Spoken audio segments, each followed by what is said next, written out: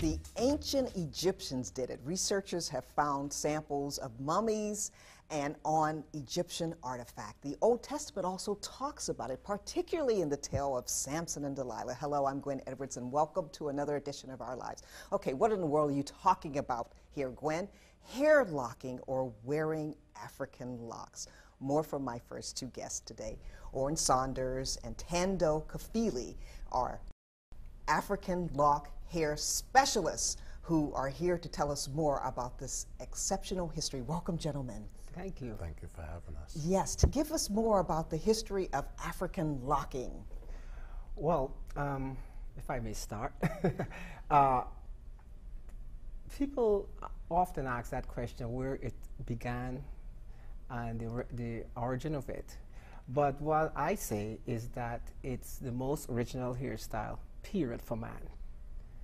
And I don't have any specific anthropological evidence or anything like that, but common sense kind of tells me that if you have your hair and it grows, and particularly people of African descent, their hair, it goes naturally, it locks, and it continue growing. So if you do not have sharp tools to cut it and groom it and shape it and all that, it will just naturally grow into its own aesthetic, which is locks. And to a lot of folks, the African locking is seen as a universal symbol of spiritualism.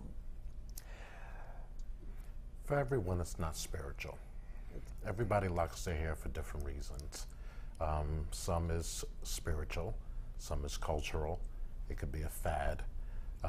Everybody has their own purpose for locking their own hair. And why is it so popular today, Thando?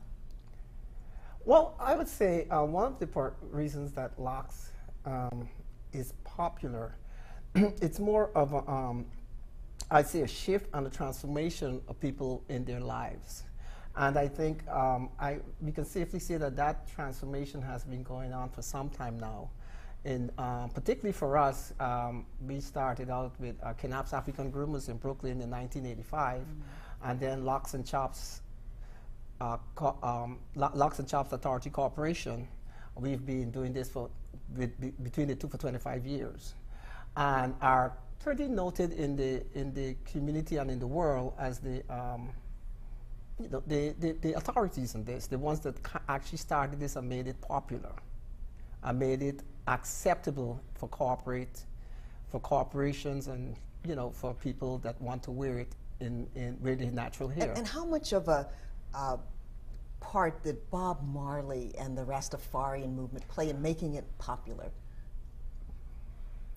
I don't know if Bob Marley had a part in making it popular. We service all clients. Some may be Rastafarian, and some may just be people who choose to wear their hair locked and groomed.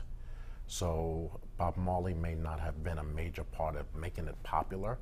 I think the popularity comes from people who want to wear their hair healthy, and people who choose a holistic lifestyle when it comes to wearing their natural hair. Yeah, I would differ a little bit with that, in the sense that I think Bob Marley did have something a part to play with it, because the Rastas wearing their hair, they brought it in this time, in this generation. But as I said, the African locking and wearing your hair, and people of all nations, and not just African people, right. All people, original. It's the original hairstyle of man, period, man, woman, So, but the thing that Bob Marley and the Rastafarians have done, but they're wearing it in the last 30, 40 years, made people get a chance to see it and become more aware of it. And then they started out with a lot with their spiritual aspect of it.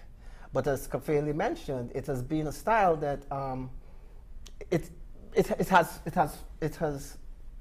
found all spiritual, traditional, cultural, fashion. And found almost on every continent. Found almost on every continent. Okay, and it's every race. Every race. We've got to take a break, but we're going to continue talking about African locking, and also here on Our Lives, we're going to have a demonstration